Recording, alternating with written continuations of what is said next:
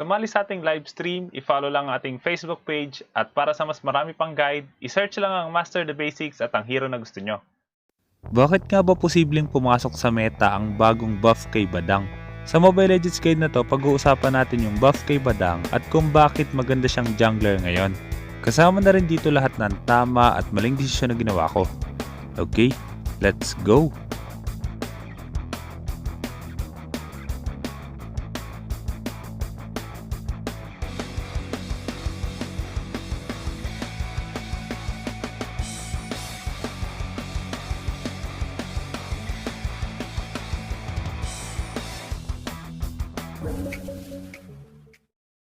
Sa laro na to, dahil jungle Badang yung gamit ko, kaya ito yung emblem at item build na gagawin ko. Mamaya pag-uusapan natin kung bakit ito yung tingin kong bagay sa kanya.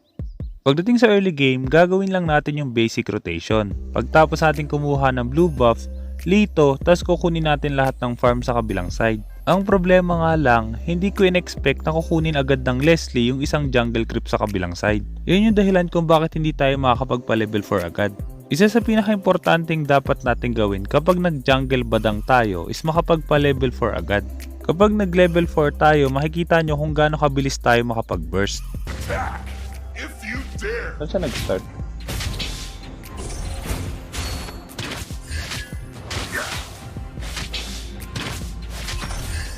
Nakuha ko na. Huwag mo akong batuin. Sabi ko na babatuin tayo eh. Ay, kukunin natin to sabay. Uy.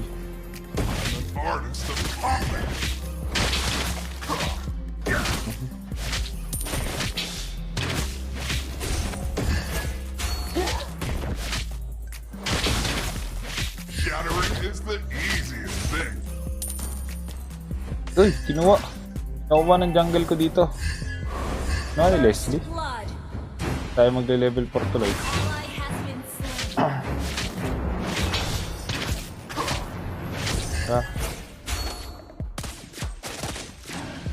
May flicker ba to? Flicker. Atakin mo. Ay, pag-trade ka. Mag-flicker ka na. Tay. Tay agad siya. Attack the torso. Hindi siya nag-flicker eh. Kung napansin nyo, napakabilis lang natin na burst yung Iritel. Meron siyang flicker pero hindi na siya nakapag-react agad. Isa sa mga dahilan kung bakit mas mabilis natin siyang na-burst ay dahil sa buff kay Badang. Pero bago natin pag-usapan yon, sa sitwasyon na to, open na yung turtle. Pero dahil nasa top lane yung jungler ng kalaban at hindi pa nila sinisimulan yung turtle, kaya mas uunahin kong kunin muna yung blue buff niya. Low HP rin yung silina natin kaya hindi tayo basta-basta makakakuha agad ng turtle. At dahil nag-rotate pa papuntang mid lane yung Karina at Pakito, kaya ito yung nangyari. Alright. Uy! Sumablay ako! Sorry! Sumablay ako! Attack the turtle!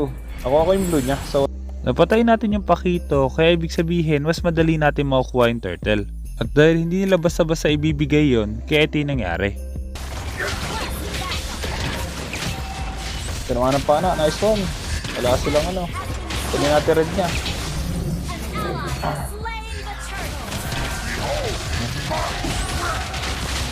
Dito ka lang. Dito ka lang. Nice one, nice cancel. Okay, lumagpas na naman ako.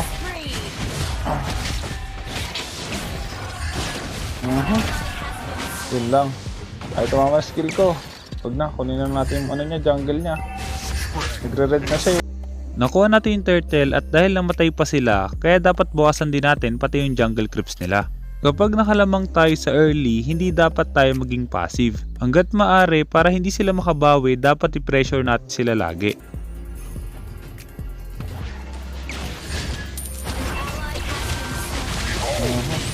Sasakay niya. Isasakay niya. Hindi niya na isakay. No, kinancel niya. Patay. Yun lang.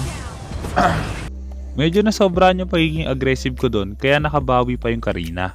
Pagdating naman sa pagkakabuff kay Badang, ang pinalakas sa kanya is yung passive niya.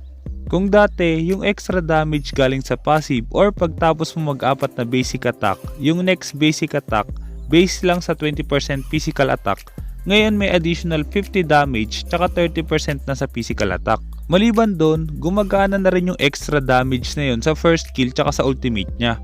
Kaya ibig sabihin, parang na-buff din yung first kill niya tsaka ultimate kapag napapagana natin yung passive. Yun yung isa sa dahilan kung bakit kahit early game pa lang, kaya na natin makapag-burst ng kalaban. Sa sitwasyon na to, nakafocus sa top lane yung jungler ng kalaban at dahil open na yung turtle, kaya kailangan kunin na agad natin yon. Sunod na kailangan natin tandaan kapag gagamit tayo ng badang, napaka-importante na mapatama natin yung second skill. Hindi pa ako ganun kasanay gumamit ng badang kaya mapapansin nyo sa buong laro na to, maraming beses na hindi tatama yung second skill natin. Nice one.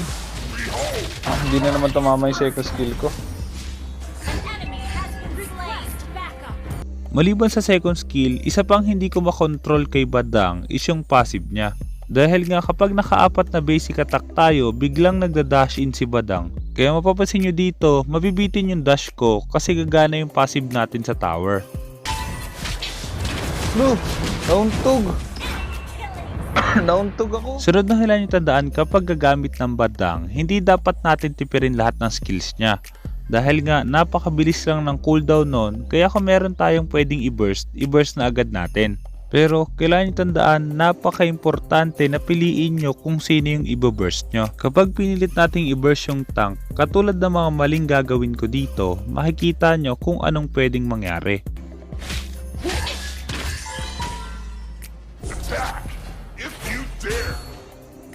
Sana mo na yan, patay na natin yan. Bago natin ituloy yung video, gusto ko muna sagutin yung isa sa mga tanong ng ating viewers. Shoutout sa'yo Christian Angelo Manuel. Ang tanong niya, ano po meaning ng snowball na term? Ang snowball, ito yung kapag nakalamang ka sa early game tapos tuloy-tuloy yung paglamang mo. Kaya siya tinawag na snowball. Kung iisipin mo, kapag merong maliit na snow na galing sa bundok, habang bumababa yun, mas lumalaki ng lumalaki yung snowball. Kaya pag masyado nang naka-snowball yung kalaban, mas mahihirapan na tayong pigilan yon. At ikaw, anong hero ang ginamit mo na naka-snowball ka? I-comment lang sa baba at huwag mo kalimutang mag-subscribe.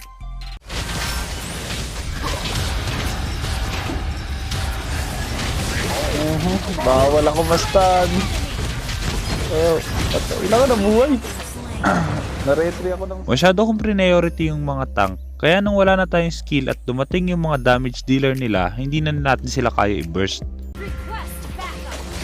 Okay. Dito nyo dalhin yan. Dito yan. Ay, nag-drive. Ay, joke lang.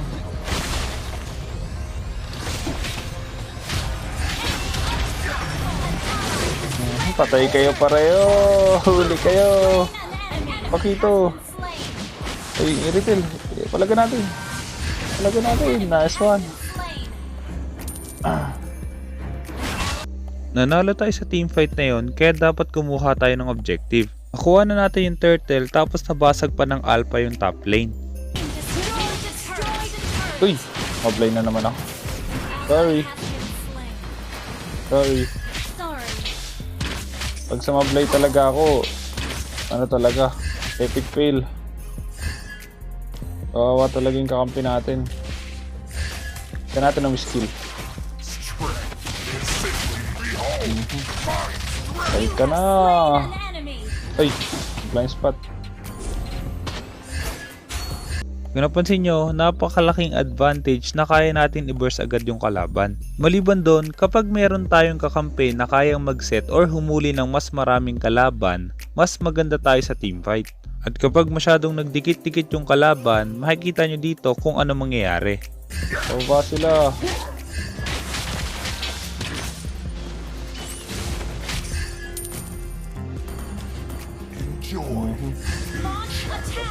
Sinong kasama nun?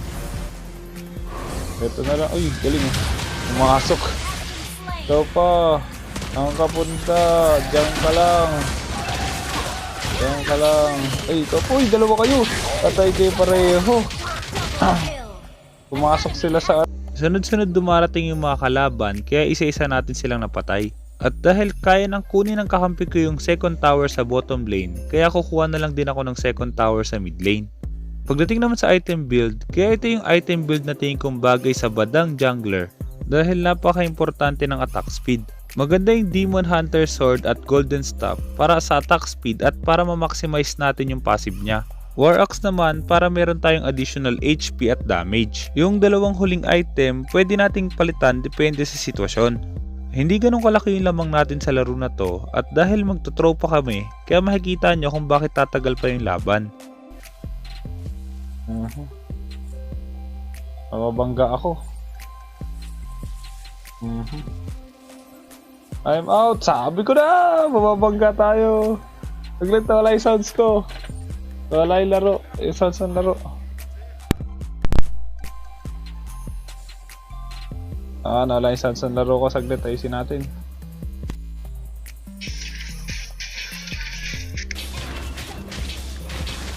Uy, naka-double kill yung kalaban.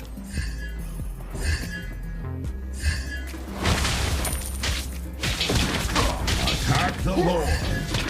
Gathering is the easiest thing. Abangan natin sila. Baka mag-lord yan. Kabila na punta. Hindi tumama yung ultimate ko kaya hindi natin na-burst yung pakito. Nagkaroon ulit ng teamfight sa Lord at dahil wala nga ako na may hawak ng retribution kaya may hirapan kaming kunin yon. Pero kahit nandoon ako, dahil hindi ako marunong mag-retry kaya hindi pa rin namin makukuha yon. Maliit na Lord lang yung nakuha nila kaya kailangan lang natin munang i-defend. Ay.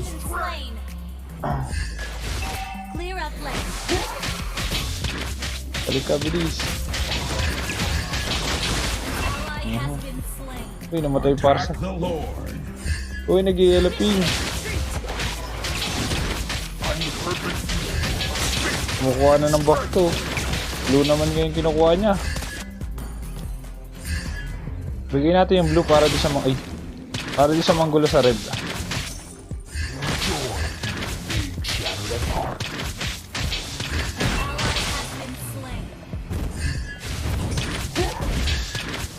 Ayan na yung sasakyan.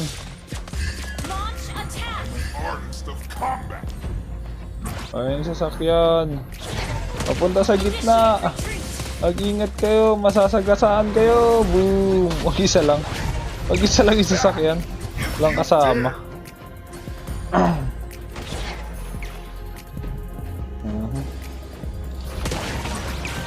Hintayin natin yung Selena. Is simply my style. Nakuha niya pa rin.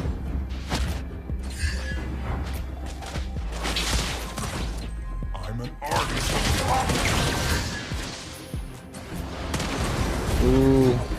Pakulit ka. Joke lang. Wala ko, nahuli ako. Grabe. Nakuha na yung buff ko. Nakakabawi na siya. Nakakabawi na yung ano. Dali lang. Minions muna. Nag-yellowping ako. Kailangan may tamaan mo. Uy, nice one. Kailangan may tamaan ng pana.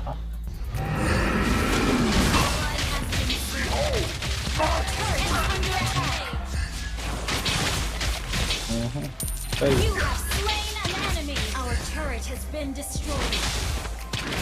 Yun lang, i-retail. Pala kayo dyan.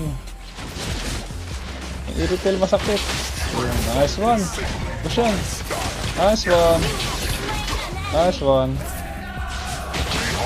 Laki na shield. Patay. Attack the Lord. Isa-isa ulit namatay yung mga kalaban, kaya binigyan nila tayo ng malaking Lord.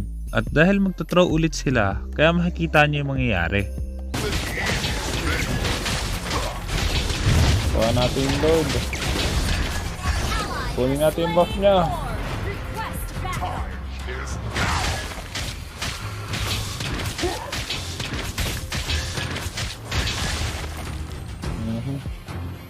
Kuha tayo ng buff. I'm the perfect fusion of speed and strength. Kunin nyo na yung blue. Yung Leslie blue talaga yung gusto eh. Kasi may makuha siyang buff, okay na sa kanya eh. Time is now. Push first. Pag tinamaan ng pana, patay natin.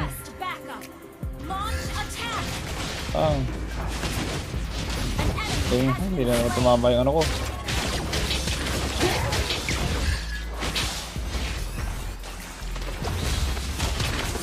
Damay ilang ka, wala yung ano. Tank na naman yung target ko. Uy, sayang, nakawala rin. Bakit nakakawala sila? Mabilis yan. Base na lang, base na lang. Push first. Walang magde-depend. Please, tatag tayo. Protecta natin. Uy, bakit na-cancel yung first kill ko? Ayan, paralo na tayo. Ubus na sila. Sana may natutunan ka sa guide na to, at kung meron kang guide na gusto ipagawa, i-comment mo lang sa baba sa subang gumawa ng guide tungkol doon.